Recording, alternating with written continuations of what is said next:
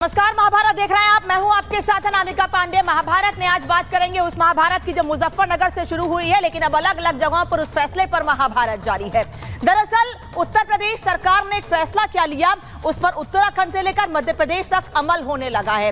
एक तरफ उत्तर प्रदेश में उपचुनाव होने हैं 10 विधानसभा सीटों पर, इसे उससे भी जोड़कर देखा जा रहा है और कहा जा रहा है कि ये बड़ा फैसला हिंदुत्व की रास्ते पर, हिंदुत्व की धार पर चलने वाली भारतीय जनता पार्टी का ये फैसला, सरकार का ये फैसला उसकी इस विचारधारा को और धार देगा। और यही वजह है कि इस फैसले को उपचुनाव से जोड़कर देखा जा रहा है। मध्य प्रदेश में भी इस फैसले को अपना लिया गया है, क्योंकि उज्जैन में भी अब यही कहा गया है कि जिस जिस रास्ते पर जहां से लोग गुजर रहे हैं, जहां से अगर कांवड़ियों को गुजरना है, या फिर वाराणसी में उत्तर प्रदेश में, या फिर उत्तराखंड में हरिद्वार में अलग अलग जगहों से लोग गुजर रहे हैं, तो वहां पर भी यह फैसला लागू होगा। हालांकि इस पर सवाल खड़े किए जा रहे हैं, सियासत इससे जोड़कर की जा रही है कि बता दें आपको कि उपचुनाव है उत्तर प्रदेश में 10 विधानसभा सीटों पर, और इसीलिए यह कहा जा रहा है कि क्या योगी का यह दांव बदलेगा उपचुनाव, क्योंकि लोकसभा चुनाव में भारतीय जनता पार्टी को बड़ा नुकसान हुआ था। अलग अलग सीटों पर यह कहा जा रहा था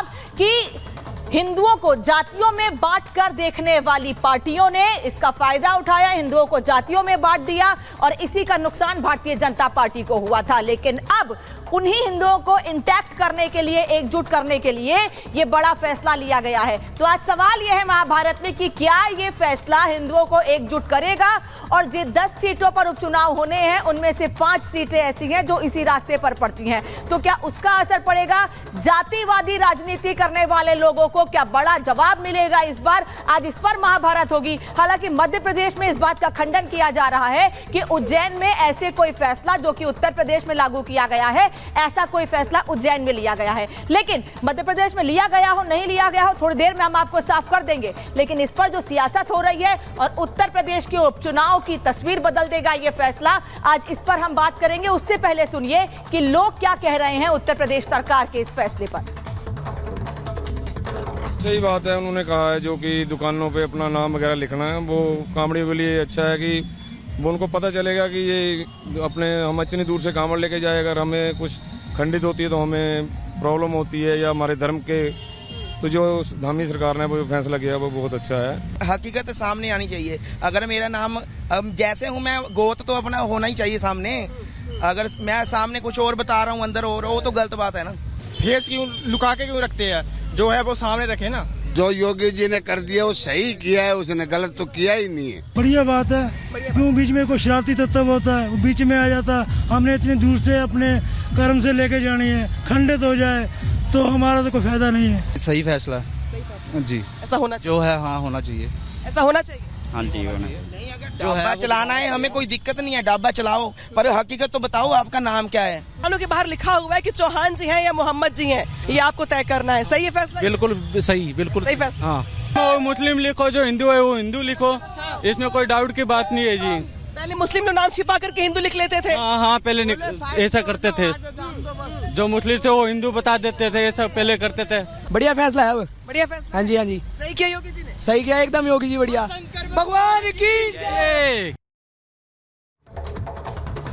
तो ये वो लोग हैं जो कांवड़ यात्रा लेकर निकल चुके हैं हरिद्वार से उन जगहों पर जहां पर इन्हें भोले बाबा का जलाभिषेक करना है। और जब इन लोगों से हमारे सहयोगी ने बात की तो उनका कहना है कि यह फैसला सही है। और केवल यही लोग नहीं, जिनकी दुकानें इस रास्ते पर पड़ती हैं उनको भी इस पर आपत्ति नहीं है। तो सवाल यह है कि राजनीति करने वाले लोगों को या जाति में बांटने वाले लोगों को इस पर आपत्ति क्यों है? क्या डर है कि उपचुनाव में इस बार वोट बैंक खिसक जाएगा? रिपोर्ट देखिए, फिर चर्चा को आगे बढ़ाएंगे।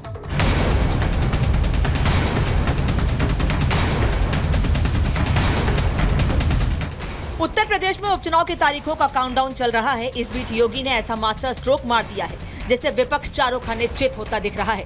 कांवड़ यात्रा के रूट की दुकानों पर नामकरण का फैसला उपचुनाव से पहले गेम चेंजर साबित हो सकता है, क्योंकि ये सीधे तौर पर बीजेपी के हिंदुत्व वाली लाइन को सूट करता है।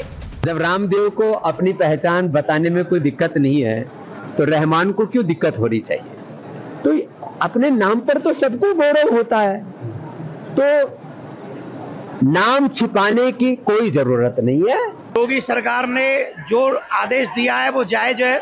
सनातनी जब कावड़ लेकर आते हैं तो 200-250 किलोमीटर लोग पैदल चलते हैं, शिवलिंग पे जल चढ़ाते हैं। और जब बीच में कोई थूका हुआ भोजन कर ले तो क्या होगा? उत्तर प्रदेश में जल्द ही 10 सीटों पर उपचुनाव है। लोकसभा चुनाव में बीजेपी की हार के बाद अब वो पुराने कलेवर में लौट रही है, क्योंकि लोकसभा में इंडी गठबंधन का जाति कार्ड भारी पड़ा।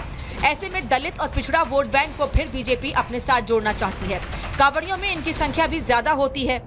भारत की ऋषि परंपरा कभी अपने लिए नहीं जी, लोक कल्याण के लिए, राष्ट्र के कल्याण के लिए। ऋषि परंपरा हमें जाति भेद में नहीं बांधती, छुआछूत और अस्पृश्यता का भेदभाव हमारे बीच में नहीं करती है। और इसी परंपरा हम सबको लोक कल्याण के लिए, राष्ट्र कल्याण के लिए समर्पित करती है। हमारे जीवन का एक एक पल सनातन धर्म के लिए और अपने देश के लिए, भारत के लिए समर्पित होना चाहिए। योगी सरकार ने हाल ही में अकबर नगर को समुद्र वन बना दिया है। पंतनगर में बुलडोजर एक्शन रोक दिया और अब कांवड़ रूट पर दुकानों के आगे नाम की तख्ती टांगने का फरमान सुनाया।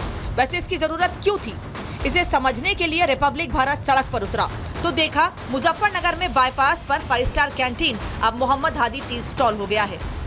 5 स्टार कैंटीन इस ढाबे का नाम था, लेकिन यूपी सरकार के आदेश के बाद अब इस पूरे ढाबे का जो नाम है मोहम्मद हादी टी स्टॉल हो चुका है।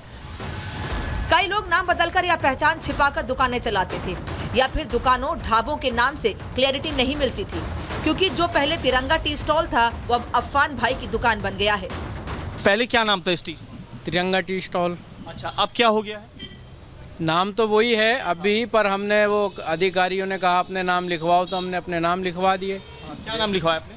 अफान लिखवाया, आसिफ लिखवाया, नईम लिखवाया। जो यहाँ पे काम करते हैं सब लोग घर के ही हैं, सबके नाम लिखवा दिए फोटो के साथ। ऐसे ही जिस ढाबे का नाम डे नाइट कैफे था वो अब शमीम सैफी टी स्टॉल हो गया है। यहाँ पे ये तस्वीर ऊपर की तरफ देख सकते हैं, डे नाइट कैफे था, लेकिन सरकार के आदेश के बाद अब यहाँ पे लिखा गया है शमीम सैफी टी स्टॉल। इसी कंफ्यूजन को क्लियर करने या उजागर करने के लिए नामकरण का फैसला योगी ने लिया। वैसे इसका सियासी पहलू देखें तो उपचुनाव वाली 10 में से 5 सीटें कांवड़ यात्रा के रूट पर हैं। इनमें से मीरापुर, कुदर की खैर, गाजियाबाद और करहल इसी रास्ते पर पड़ती हैं। तो क्या यह फैसला परिणाम बदल देगा? सीटों के चुनाव के ठीक पहले उत्तर प्रदेश की योगी आदित्यनाथ सरकार द्वारा कांवड़ यात्रा मार्ग पर दुकानों पर दुकानदार का नाम लिखने का जो फैसला लिया गया है वो पूरी तरह ऐसा दिखाई देता है जैसे उपचुनाव को लेकर सोचा समझा निर्णय बीजेपी का ये दिखाई दे रहा है। आस्था के आड़ में जनता के मूल सवालों से भटकाना चाहते हैं। जो महंगाई का सवाल है, जो बेरोजगारी का सवाल है, जो किसानों का सवाल है, जो महिलाओं का सवाल है, जो छात्रों का सवाल है, उसको ये भटकाना चाहते हैं और अपने हिसाब से ये आस्था में अवसर तलाशते हैं। कांवड़ यात्रा मार्ग में जो दुकान, प्रतिष्ठान, ढाबे, रेहड़ी खोमचे वाले हैं उन्हें अपने नाम का प्रकटीकरण करना पड़ेगा। खाद्य सुरक्षा मानक अधिनियम 2006 के अनुसार ये आवश्यक भी है और इसमें कोई राजनीति का कोई दखल नहीं है। उपचुनाव में मुकाबला त्रिकोणीय होगा। बीजेपी के खिलाफ सपा, कांग्रेस साथ होंगे, लेकिन मायावती भी ताल ठोक रही हैं। इसीलिए तो योगी हार्ड हिंदुत्व की राजनीति पर फोकस करेंगे।